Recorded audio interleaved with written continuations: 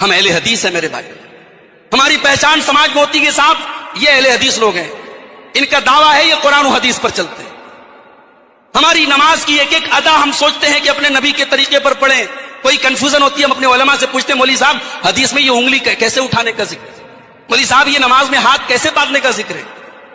تو جب ہم اتنے سینسیٹیو ہیں, اتنے حساس ہیں اس معاملے میں, تو ہم اپنے رسم و رواج کے معاملے میں کیوں نہیں ہم ہمت کرتے میرے بھائی؟ کیوں ہمارا نوجوان ہمت نہیں کرتا؟ کیوں ہماری مائیں ہمت نہیں کرتی کہ ٹھیک ہے جو رسم و رواج سماج کے لیے ناسور بن جائے, سماج کی غریب بیٹیوں کے لیے زہر بن جائے, اس رسم و رواج کو ختم کر دیں. کبھی تاریخ میں آپ نے کہیں دیکھا کہ بیٹیوں کی شادی کرنے کے لیے لوگوں کو بھیک مانگنی پڑے؟ آج ہم اس سماج میں جی رہے ہیں جہاں غریب بیٹیوں کی شادی کے لیے لوگ مدد مانگتے ہیں اور لوگوں سے مدد مانگ کر کے اپنی بیٹیوں کی شادی کرتے ہوئے دعوتیں دیتے ہیں. مجھے تو پوری تاریخ میں صحابہ اور تابعین کے پورے دور میں مجھے کہیں کوئی مثال نہیں ملتی. ہم اہل حدیث ہیں میرے بھائی. ہماری پہچان سماج میں ہوتی ہے صاحب یہ اہل حدیث لوگ ہیں. ان کا دعویٰ ہے یہ قرآن و حدیث پر چلتے ہیں. ہم تو ذرا ذرا سی باتوں پہ الجھ جاتے ہیں.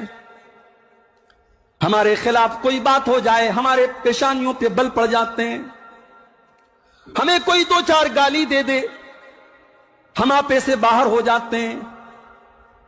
ہمارے نبی نے تو وہ سب کچھ سہا ہے میرے بھائیوں جو ہم سہن کرنے کی طاقت بھی نہیں رکھتے.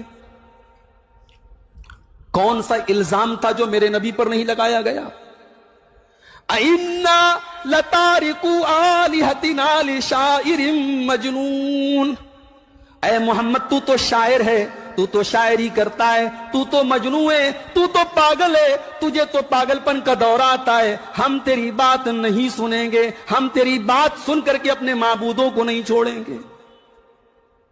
میرے نبی کو شاعر بھی کہا گیا, میرے نبی کو دیوانہ بھی کہا گیا, میرے نبی کو مجنون اور پاگل بھی کہا گیا. میرے نبی برداشت کرتے رہے. میرے نبی نے تو پلٹ کے جواب نہیں دیا, لیکن اللہ نے اپنے نبی کا ڈیفنس کیا. اللہ نے فرمایا وَمَا هُوَ بِقَوْلِ شَاعِرٍ قَلِيلًا مَا تُؤْمِنُونَ.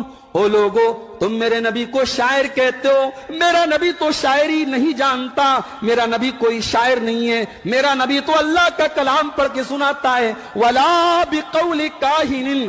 میرا نبی کوئی جادوگر بھی نہیں ہے. آج ہم دوسروں کو کیا تانا دیں گے؟ آج سب سے زیادہ برداشت کی کمی ہم مسلمانوں کے اندر ہے.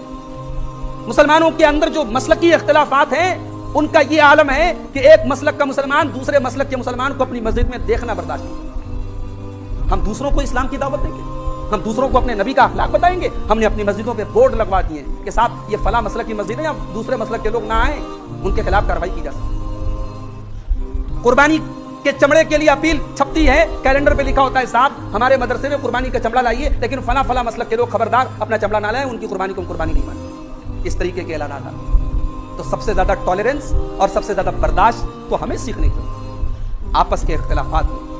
اب چاہے وہ اختلاف گھریلو اختلاف ہو, مسلکی اختلاف ہو, خاندانی اختلاف ہو, برداشت کا مادہ سمجھداری سے مسائل کو حل کیجیے. ہمارے یہاں کیا ہوتا ہے صاحب, دو لوگوں میں جھگڑا ہو گیا تو اب سرخرو بننے کے لیے یا یہ کہہ لیجئے کہ اپنے آپ کو سپیریئر بتانے کے لیے ہم کیا کرتے ہیں, گالی دیتے ہیں, سامنے والے کو ذلیل کرتے ہیں. سامنے والے کو ذلیل کرنے کے لیے آپ نے گالی تو دے دی, ہو سکتا ہے آپ کی نظر میں وہ ذلیل بھی ہو گیا, مگر آپ نبی کی زبان سے منافق قرار پائے. اللہ کے پیارے نبی صلی اللہ علیہ وسلم فرماتے ہیں چار چیزیں جس کے اندر پائی جائیں وہ پکا منافق ہے, اور اس میں ایک چیز یہ بھی ہے وَإِذَا خَاصَمَ فَجَرَ, کہ جب وہ کسی سے جھگڑا کرے تو گالی گلوچ کرے.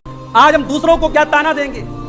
آج سب سے زیادہ برداشت کی کمی ہم مسلمانوں کے اندر ہے. مسلمانوں کے اندر جو مسلکی اختلافات ہیں, لوگ بولتے ہیں ہم نے فلاں عورت کو ماں کا درجہ دے دیا, فلاں عورت کو میں نے ماں کا درجہ دے دیا.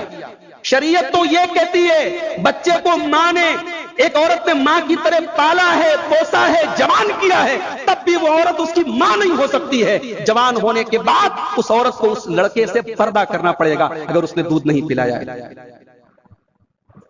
اللہ کے رسول کی بیویاں اس امت کی مائیں ہیں. اللہ نے قرآن میں کہا وَأَزْوَاجُهُ أُمَّهَاتُهُمْ, نبی کی بیویاں ایمان والوں کی مائیں ہیں، مگر اللہ نے نبی کے صحابہ کو حکم دیا وَإِذَا سَأَلْتُمُوهُنَّ مَتَاعًا فَاسْأَلُوهُنَّ مِنْ وَرَاءِ حِجَابٍ، اے میرے نبی کے صحابہ جب تم نبی کے گھر جاؤ اور نبی کی بیویوں سے تمہیں کوئی سامان مانگنا ہو، تمہیں کوئی چیز مانگنی ہو تو پردے کی آڑ سے مانگو، ذالکم اطہر لقلوبکم وقلوبہن، اسی میں تمہارے دل کی بھی پاکی ہے، اسی میں ان کے بھی دل کی پاکی ہے، دونوں کے دل کی پاکی اسی میں ہے کہ پردہ کا آج گھر میں مہمان آتا ہے، بہت ساری عورتوں کے پیشانی پر بل پڑ جاتا ہے، بہت ساری عورتوں کے ماتھے پر بل آ جاتا ہے، یہ مہمان کہاں سے آ گئے، یہ مصیبتیں کہاں سے آ گئیں۔ شاعر کہتا ہے اللہ میرے رزق کی برکت نہ چلی جائے، اللہ میرے رزق کی برکت نہ چلی جائے، 2 روز سے گھر میں کوئی مہمان نہیں ہے۔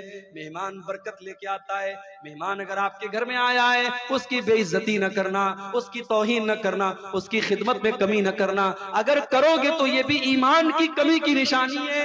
انصاری صحابی نے ایک بار جا کر کے اپنی بیوی سے نہیں پوچھا کہ کھانا بنا ہے کہ نہیں بنا ہے، کتنا بنا ہے، اناج گھر میں ہے کہ نہیں، تیل گھر میں ہے کہ نہیں۔ صحابہ کرام کے مکانات بڑے چھوٹے چھوٹے تھے مگر دل بہت بڑا تھا۔ انصاری صحابی نے 1 منٹ سوچے بغیر کہا کہ اے میرے بھائی کوئی بات نہیں، آپ آ جائیے میرے گھر میں، آپ مہمان بن جائیے۔ آج گھر میں مہمان آتا ہے، بہت ساری عورتوں کے پیشانی پر بل پڑ جاتا ہے، بہت ساری عورتوں کے ماتھے پر بل آ جاتا ہے، یہ مہمان کہاں سے آ گئے، یہ مصیبتیں کہاں سے